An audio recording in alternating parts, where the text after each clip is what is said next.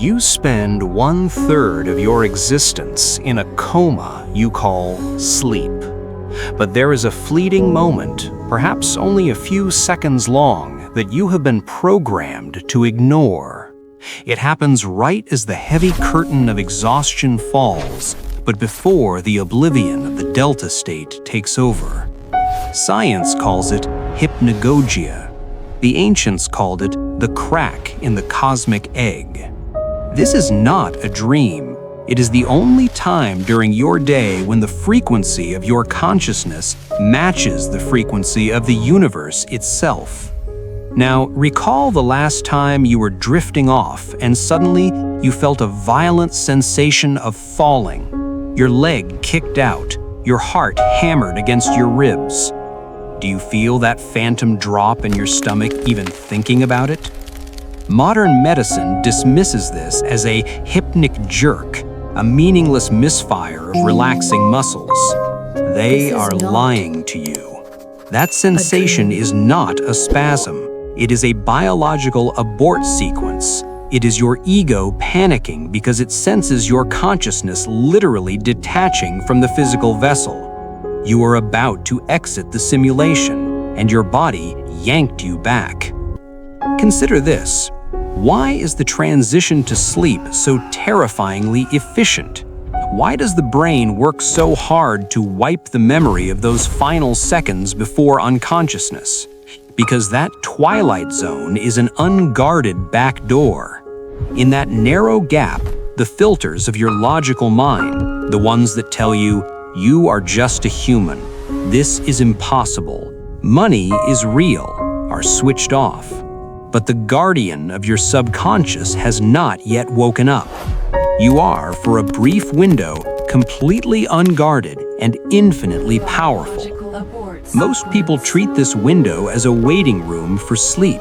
They scroll through their phones, flooding their retinas with blue light, effectively boarding up this doorway with digital noise. By doing so, they choose the little death of unconsciousness over the great awakening of hyper-reality. What we are about to decode is not a technique to sleep better. It is a protocol to stop falling asleep and instead to step into it, to linger in the doorway that separates the prisoner from the warden. If you are ready to stop dying for 8 hours every night and start using that time to dismantle the matrix of your life, then you must listen closely. The sensation of heaviness you feel right now is good. It means your ego is tired of fighting. Let it rest. The truth is waiting in the static behind your eyelids. To understand why you are disconnected from your own power, we must look at the machinery you are operating. Your brain is not a generator of consciousness. It is a receiver. And for the vast majority of your waking life, your dial is stuck on a single, static-filled station called survival. Science classifies this as the beta state, a high-frequency, chaotic rhythm where anxiety, logic, and time perception rule. In beta, the ego is the dictator. It filters out 99% of reality to keep you safe, focused, and small. But as you lay down and close your eyes, the signal begins to slow. You drift into alpha, the bridge. The body relaxes. The grip of time loosens. This is where most people simply black out and fall into the coma of delta. But if you can hold your awareness just a moment longer, you enter the forbidden frequency, theta. This is the hypnagogic state. In theta, the brain cycles at 4 to 7 beats per second.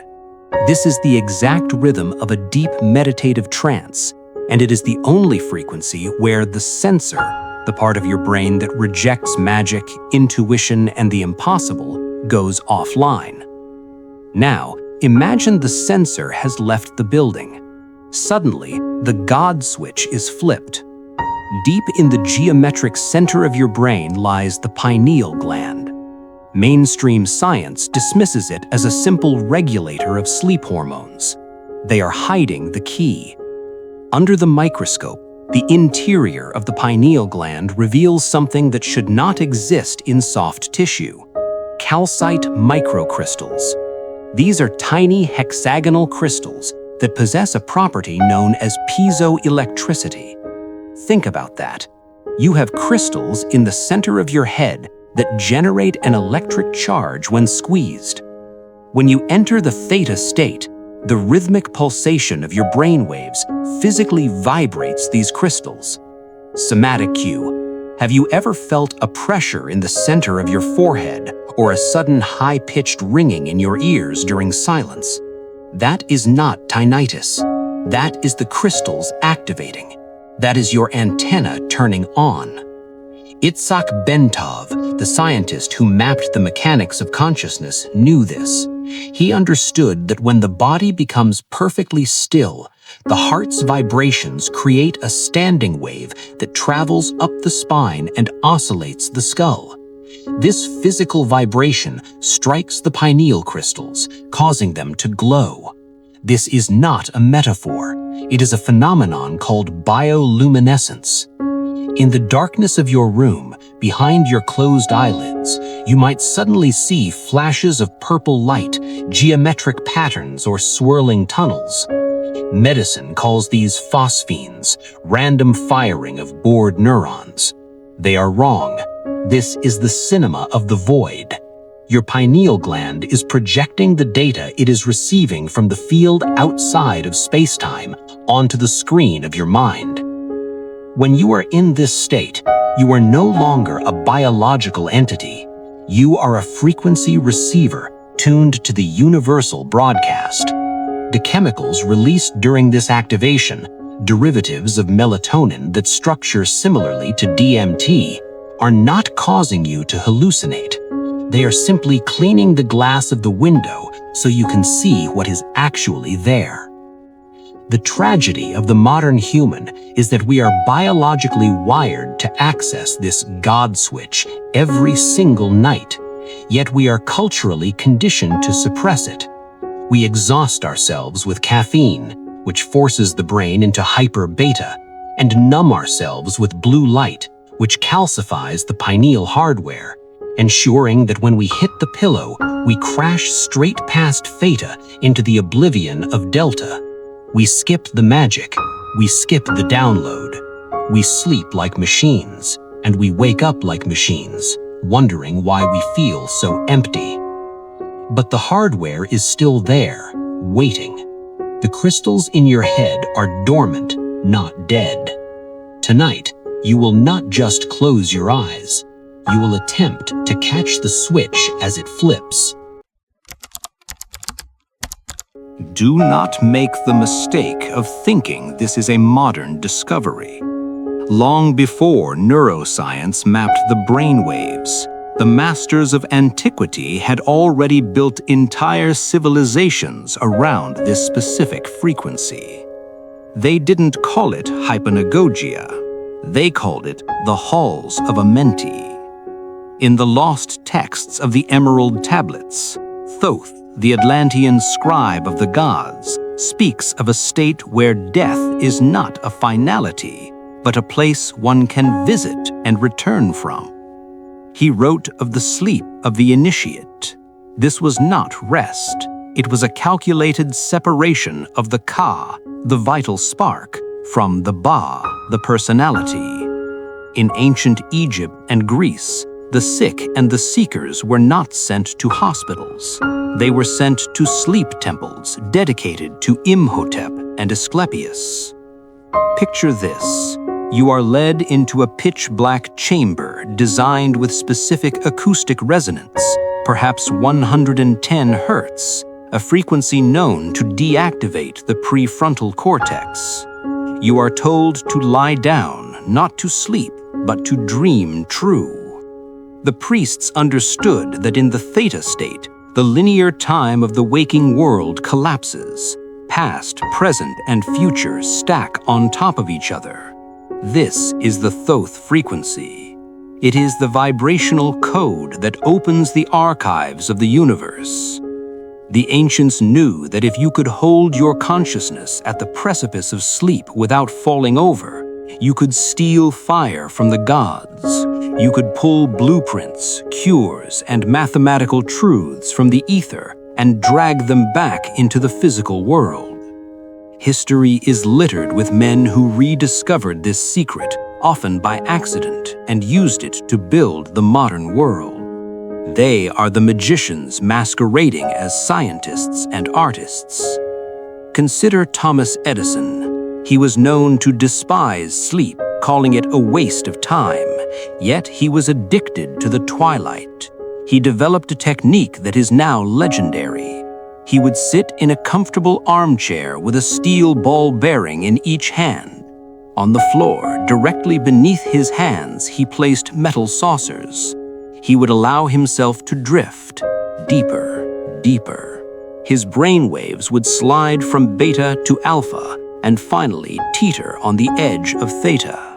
The moment he began to cross into delta, true sleep, his muscles would relax, his hands would open.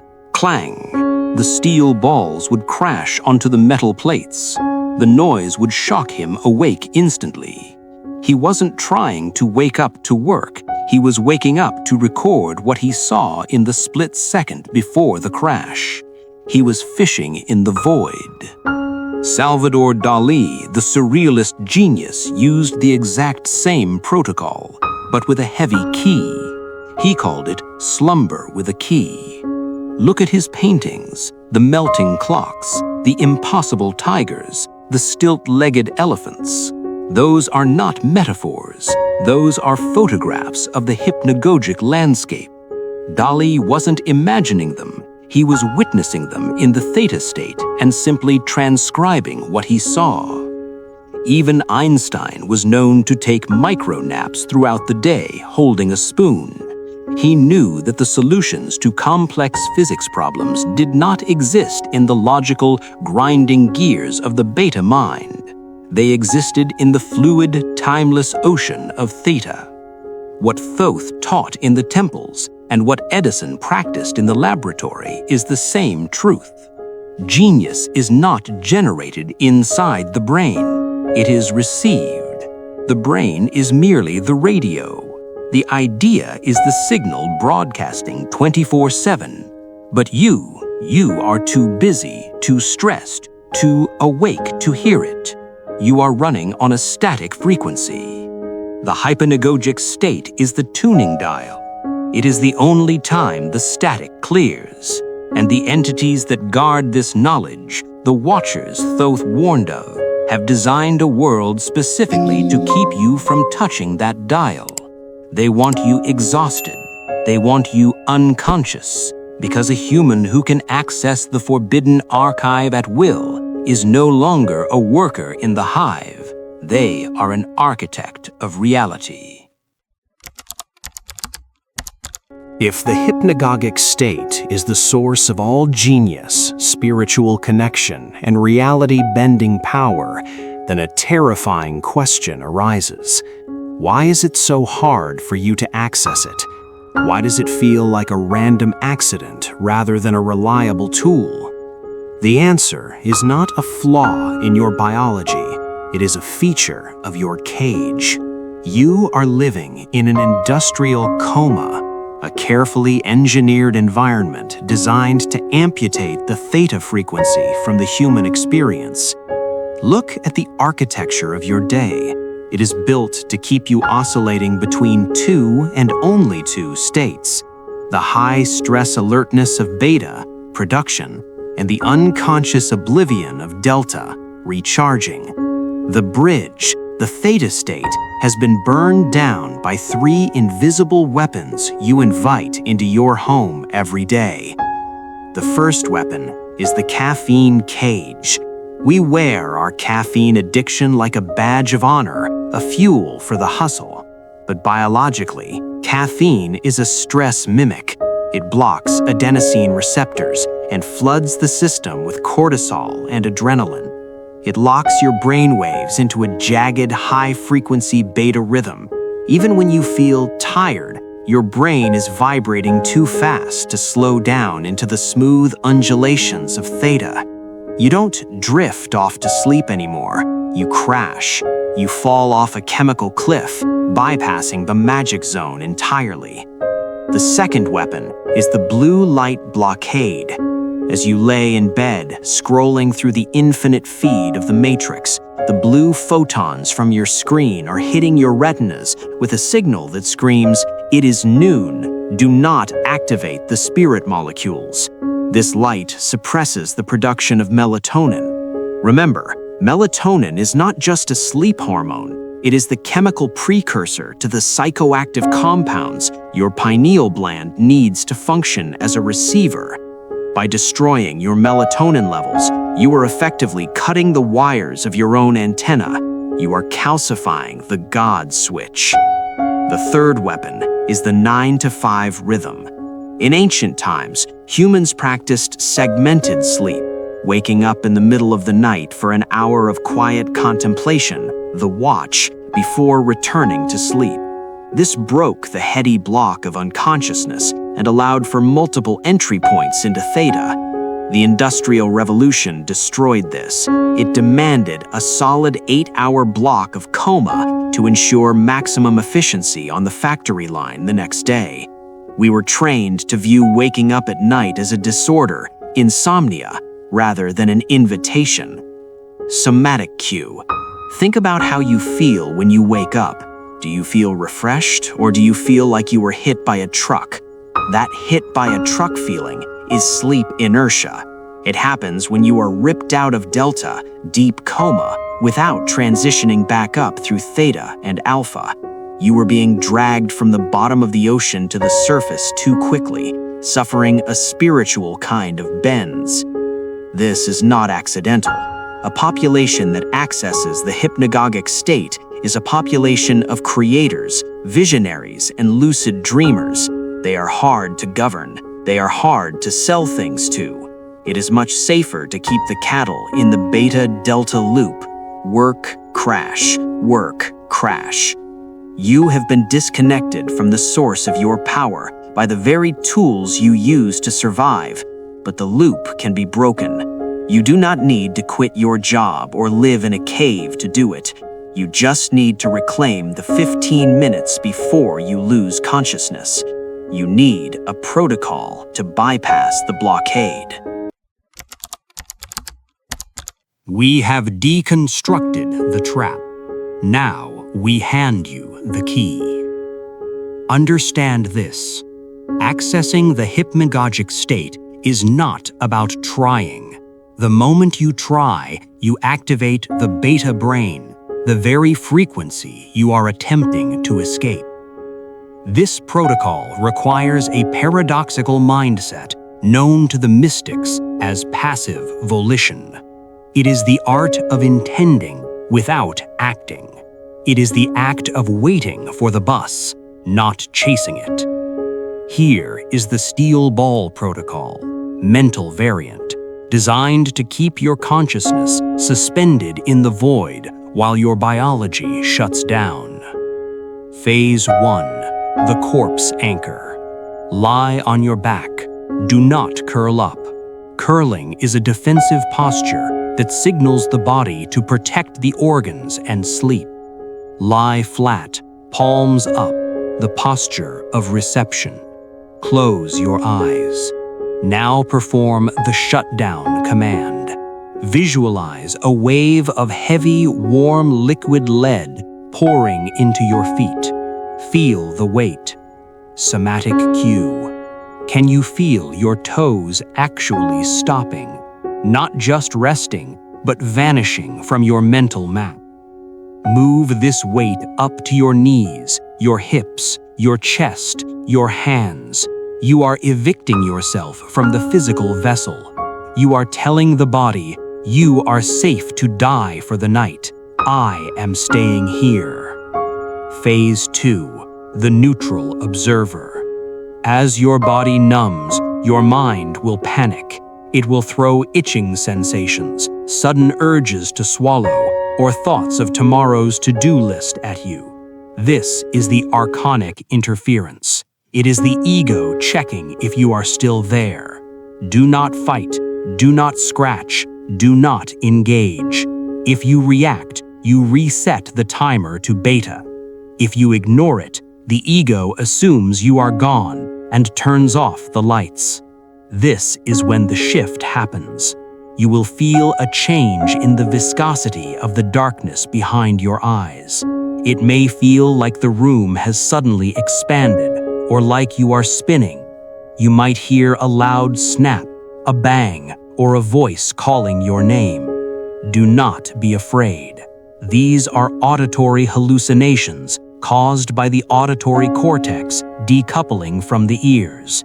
You are entering the borderland. Phase 3, the cinema of the void. Now the show begins. You will start to see images, not clear scenes like a movie, but random, chaotic flashes. A geometric shape, a face you've never seen, a word written in fire. The mistake beginners make is excitement. Oh look, a face. The moment you analyze the image, who is that? You wake up. The moment you try to control the image, I want to see a dragon, you wake up. You must remain the watcher. Watch the images flow like leaves on a river. Let them morph. Let them be nonsensical. This is your subconscious defragmenting. As you watch passively, the images will organize themselves. The chaos will crystallize into order. This is where the solution to your problem, the artistic inspiration, or the message from the other side will appear.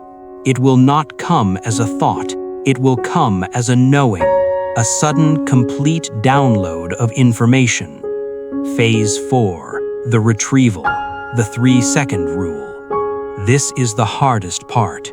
You may experience a profound revelation, a feeling of ecstasy and total understanding, but if you fall asleep right after, it is gone forever.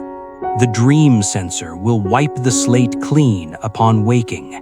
You must have a physical anchor, a notebook or a voice recorder within arm's reach. The moment you receive the packet of information, or the moment you feel yourself slipping too deep into the fog of delta, you must force yourself to surface. Open your eyes, grab the pen, scribble the key word. It doesn't have to be legible, it just has to be physical.